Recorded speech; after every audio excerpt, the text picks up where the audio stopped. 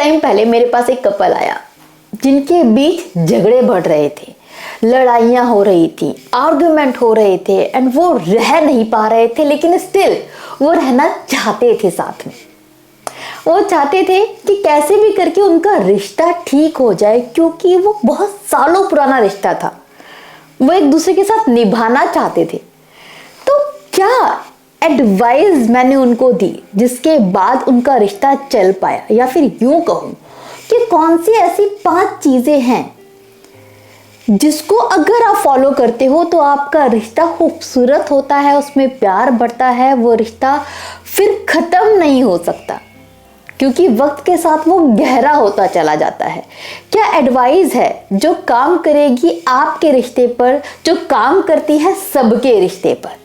आज करेंगे उन्हीं 5 चीजों के बारे में बात। उसमें से जो पहली एडवाइस मैंने उनको दी थी, जो आपको भी फॉलो करनी है, वो ये कि उनकी प्रॉब्लम ये थी, उनके बीच में आर्ग्यूमेंट बढ़ रहे थे। जब मैंने उनसे पूछा, उनसे बात की कि वो कितना बात करते हैं आपस में, तो पता चला कि बात तो पूरा दिन करते हैं, लेकिन तसल्ली से बात नहीं हो पाती। पूरा दिन 5 मिनट, 10 मिनट, आधा घंटा ऐसे ही बात होती है। सुकून में बैठकर कोई डिस्कशन नहीं हो पाता, क्योंकि दोनों ही बिजी रहते हैं। उनके ऊपर एक सलाह काम करती है जो आपको भी अपनानी है कि तसल्ली से बैठ के बात करो। सिर्फ पूरा दिन हौच पौच में बात करने से, खाना खा लिया, डिनर कर लिया, पानी पी लिया, घर आ गए हो, सब ठीक है, तबीयत कैसी है, मम्मी कैसी है, इससे नहीं होने वाला है।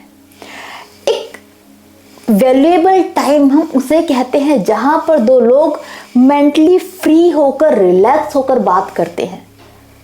वो आधा 1 घंटा जहां पर आपको कोई स्ट्रेस नहीं होता, जहां पर हार्ट टू हार्ट टॉक होती है, वो बहुत ज़रूरी है। वो वक्त देना बहुत ज़रूरी है अपने पार्टनर को, क्योंकि उस टाइम पर आप अपने दिल की बातें कहते हो, अपनी प्रॉब्लम डिस्कस करते हो, सामने वाले को सुकून से सुनते हो। उसके बाद ही आपको एहसास होता है कि आपने वक्त बिताया है, आपने बात की है। अब पूरा दिन आप 5-5 मिनट करके अगर 1-2 घंटे ही बात करते हैं ना, तो वैल्यूलेस है ये टाइम। लेकिन जब आप अपने पार्टनर के साथ सुकून में बैठकर आधा घंटा भी हार्ट टू हार्ट टॉक करते हो, तो इसकी बहुत ज़्यादा वैल्यू है। वो बातचीत करना बहुत ज़रूरी है। तो एक बार देखिए कि कहीं आपके रिश्ते में ये वैल्यूएबल टाइम तो मिसिंग नहीं हो रहा। अगर हो रहा है तो इसके वजह से झगड़े बढ़ते हैं, क्योंकि जहां पर हार्ट टू हार्ट टॉक नहीं हो पाती, वहां पर बहुत जल्दी गलतफहमियां जन्म ले लेती हैं। वहां पर आपको पता नहीं चल पाता कि सामने वाले के दिल में क्या चल रहा है, वो आपके बारे में क्या सोच रहा है। वो नहीं जान पाता आपके बारे में कि आपके साथ क्या हो रहा है। ऐसे में वो अपने मन से कुछ भी सोचता है और कुछ नेगेटिव ही सोचता है, एंड धीरे धीरे उस नेगेटिव थॉट को हवा मिलती जाती है। वो नेगेटिव थॉट बहुत बड़ा हो जाता है, उसके वजह से झगड़े होते हैं। इसलिए खुलकर बातचीत करना, एक वैल्यूएबल टाइम स्पेंड करना बेहद ज़रूरी है। दूसरी जो बहुत ज़रूरी चीज़ है जो उनके रिश्ते में मिसिंग थी, कि वो प्यार के नाम पर ना एक दूसरे के अंदर घुसे हुए थे। मतलब सामने वाले से ये उम्मीद करना कि ये कुछ भी करे मुझे बताए। बिलीव मी दोस्तों, ऐसा नहीं होता। एंड ये चीज़ें बहुत कपल्स के साथ में होती हैं कि जब आप किसी को चाहते हो, प्यार करते हो, खास करके नए नए रिश्ते में आप पड़ते हो, तो आप ये उम्मीद करते हो कि वो अगर छींक भी मारे, अगर वो सांस भी ले, तो आपको बता दे कि उसने सांस ली है, क्योंकि आपका राइट है जानना। बट समझिए कि थोड़ा सा प्राइवेट स्पेस देना ज़रूरी होता है, क्योंकि जब आप अपने पार्टनर के सर पे बिल्कुल तांडव करते हो ना प्यार के नाम पर, बिल्कुल उसके ऊपर शिकंजा कसने की कोशिश करते हो, तो आपका पार्टनर बहुत रेस्टलेस फील करता है, उसको सांस नहीं आती, वो सफोकेटेड होने लगता है आपके साथ में, एंड फिर वो दूर भागता है क्योंकि उसको सांस नहीं आ रही है, उसको सांस लेना है। सो ज़रूरी है कि आप अपने पार्टनर को थोड़ा स्पेस दो। अगर स्पेस दोगे ना, वो खुद आपके पास चल कर आएगा, वो हैप्पी फील करेगा, तो आपसे ज़्यादा क्लोज होगा, आपके साथ ज़्यादा हैप्पी फील करेगा। अगर वो दुखी होगा तो आपसे दूर भागेगा। जो ये मेंटालिटी है ना कि मुझे उसके हर पल की खबर होनी चाहिए, इस मेंटालिटी को बदलो। ये मेंटालिटी माँ बाप की होती है अपने बच्चों के बारे में, कि बच्चे क्या कर रहे हैं, किससे बात कर रहे हैं, कितनी बात कर रहे हैं, कहाँ जा रहे हैं, वहाँ पर क्या कर रहे हैं, कौन दोस्त है, सब हमें पता होना चाहिए। इसके वजह से हमें कैसा फील होता है कि माँ बाप हम पर शिकंजा कस रहे हैं। हमें लगता है कि हमारी प्रिवेसी में घुस रहे हैं।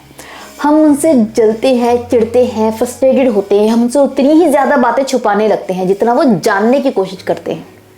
होता है नहीं? क्यों? क्योंकि उनकी इन कंट्रोलिंग बिहेवियर से हमारी सांस घुटती है, हमें सांस नहीं आती। और ऑन द अदर हैंड, जो माँ बाप अपने बच्चों को फ्री छोड़ते हैं, बस सिक्योरिटी के लिए थोड़ी बहुत जानकारी लेते हैं, ज़्यादा क्वेश्चंस नहीं करते, वहाँ पर बच्चे खुद आके पेरेंट्स को बताते हैं कि आज ये हुआ, वहाँ जाना है, ये करना है, वो सब कुछ डिस्कस करते हैं।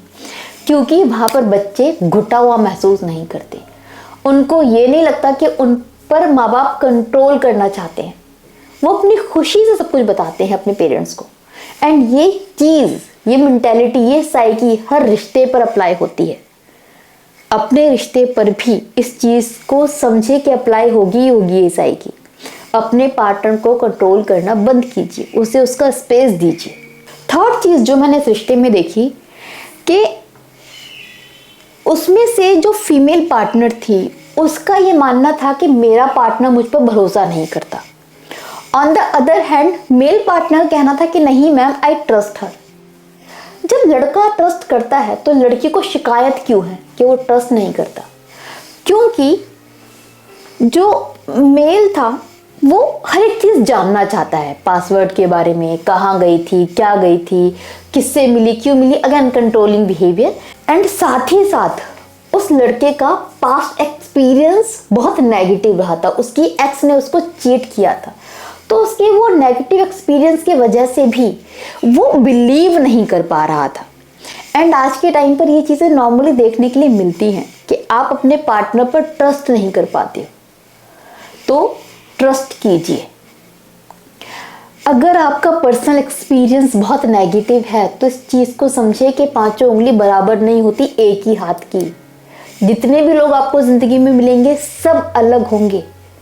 अपने पास्ट नेगेटिव एक्सपीरियंस के वजह से अपना प्रेजेंट खराब मत कीजिए, प्रेजेंट का रिश्ता खराब मत कीजिए। एंड जब आपका पास आपके ऊपर हावी हो तो खुलकर अपने पार्टनर से बात कीजिए कि लिसन, मेरे एक्स ने मुझे चीट किया था, इसलिए मैं तुम पर ट्रस्ट नहीं कर पाता। अपनी इनसिक्योरिटीज़ को आप डिस्कस कीजिए अपने पार्टनर के साथ कि जब मैं तुम्हें फ्रेंड के साथ देखता हूँ तो जेलसी फील करता हूँ, क्योंकि मेरे साथ ये हो चुका है। मेरे एक्स ने मुझे अपने फ्रेंड के साथ मिलकर धोखा दे दिया था, तो मुझे पता है तुम ऐसे नहीं हो, लेकिन फिर भी मैं ट्रस्ट नहीं कर पाता। जब आप अपनी इनसिक्योरिटीज़ डिस्कस करोगे तो आपका पार्टनर थोड़ा सा खुलकर खुद से ही बात करेगा। वो खुद ही आपको हर एक चीज़ बताने लगेगा, आपके इमोशंस को समझेगा। उसके बाद जब थोड़ा बहुत कंट्रोल आप करोगे तो वो बुरा नहीं मानेगा और सामने से भी कोशिश करेगा कि आपसे कोई चीज़ छुपे ना। एंड थोड़ा आप भी भरोसा करने की कोशिश कीजिए, ऑनेस्ट रहिए एंड भरोसा कीजिए। दोनों चीज़ें ज़रूरी हैं उस रिश्ते में। अपने एक्सपीरियंस का बोझ लेकर आगे बढ़ोगे तो रिश्ते नहीं बना पाओगे। और नए इंसान के साथ में नया एक्सपीरियंस होता है, पास्ट को भूल जाइए, थोड़ा सा ओवरकम करने की कोशिश कीजिए, ये बहुत ज़रूरी है। साथ ही साथ एक चीज़ को अपने दिमाग में बैठा लीजिए दोस्तों कि इंसान है, गलती करता ही है। एक रिश्ते में अगर आप हो तो गलतियां होंगी ही होंगी, आपके पार्टनर से भी होंगी। If your partner has done something wrong with you and now you feel कि वो सॉरी है, दिल से सॉरी है, तो उसको माफ़ कर दीजिए एंड आगे बढ़े। दो चीज़ें हैं, गलती की, माफ़ी नहीं मांग रहा एंड वो उसको एहसास ही नहीं है तो एक अलग बात है। बट एक गलती हो चुकी है जिसके लिए वो शर्मिंदा है, जिसके लिए वो माफ़ी मांग रहा है, जिसके लिए वो सॉरी है, वो चाहता है कि आप भूल जाओ, वो श्योरिटी दे रहा है कि आगे से ये गलती नहीं होगी, तो कोशिश करो कि भूल के माफ़ करके आगे बढ़ो, क्योंकि गलतियां इंसानों से ही होती हैं। गलती के बाद इंसान सुधरता है। जिसने एक बार आपको चीट कर दिया इसका मतलब ये नहीं कि वो बार बार करेगा, बल्कि जिसने चीट नहीं किया उसके तो फिर भी चांसेस हैं। जिसने चीट किया है वो चीट करके अब पछता रहा है, उसने वो नेगेटिव फील ले लिया है चीट करने वाला, तो चांसेस बढ़ गए हैं कि दोबारा से ये गलती नहीं होगी। आपको क्या लगता है एक बार चीट किया बार बार करेगा या बार बार करेगी? ऐसा नहीं होता है, चांसेस कम हो जाते हैं। तो भरोसा करना सीखिए। उस इंसान ने कुछ मिसबिहेव कर दिया जो आप झेल नहीं पा रहे हो, वो माफ़ी मांग रहा है ना, एक बार उस चीज़ को भूल के माफ़ कर दीजिए, क्योंकि उसने वो गलत बिहेव करके एक्सपीरियंस ले लिया है। हम जब एक बार जलते हैं ना, तो जलने के बाद आग से ज़्यादा बचते हैं। जलने के बाद ऐसा तो नहीं होता कि हम दोबारा आग के पास भागते हैं, नहीं। उसी तरीके से गलती करके इंसान सीखता है, गलती करने की गुंजाइश कम हो जाती है। उसने एक बार गलती की है, अब चांसेस हैं कि वो सुधर जाएगा, ना कि गलती रिपीट करेगा। तो रिश्ते में माफ करके आगे बढ़ना बेहद ज़रूरी है। Last but not the least, जो बहुत ज़रूरी है कि अपने पार्टनर को समझिए। इस बात को समझिए कि हर एक इंसान अलग है। अगर अलग है डजंट मीन कि वो गलत है।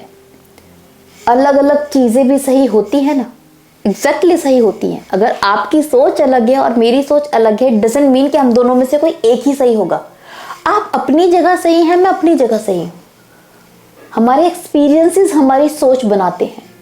आपकी ज़िंदगी का एक्सपीरियंस अलग है, आपकी सोच आपके एक्सपीरियंस के हिसाब से है। अकॉर्डिंगली आपके पार्टनर का इन्वायरमेंट, उसकी लाइफ का एक्सपीरियंस, उसके दोस्त, उसकी एजुकेशन, हर एक चीज़ अलग रही है। उन सब चीज़ों की वजह से उसकी सोच भी आपसे अलग है, विच इज़ ओके। अलग का मतलब गलत नहीं होता, इस चीज़ का एक्सेप्ट कीजिए, सामने वाले की सोच की रिस्पेक्ट कीजिए। अपनी सोच उस पर थोपिए मत, उसको समझने की कोशिश कीजिए। अगर एक रिश्ता आपको चलाना है तो जैसे दोस्त होते हैं ना, वो बहुत सारी चीज़ों पे अलग अलग सोचते हैं, बट हम फिर भी उनको समझते हैं एंड हम रिस्पेक्ट करते हैं उनकी सोच की। हम जब किसी एक चीज़ पर आर्ग्यूमेंट करते हैं अपने दोस्त से, तो दोनों मिलकर किसी एक सॉल्यूशन पे पहुंचते हैं एंड फिर वही काम करते हैं। तो इसी तरीके का बिहेवियर अपनाइए अपने पार्टनर के साथ, उसको समझते हुए, ना कि अपनी सोच उस पर थोपते हुए।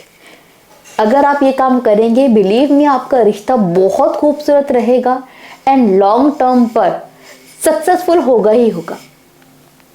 Best of luck.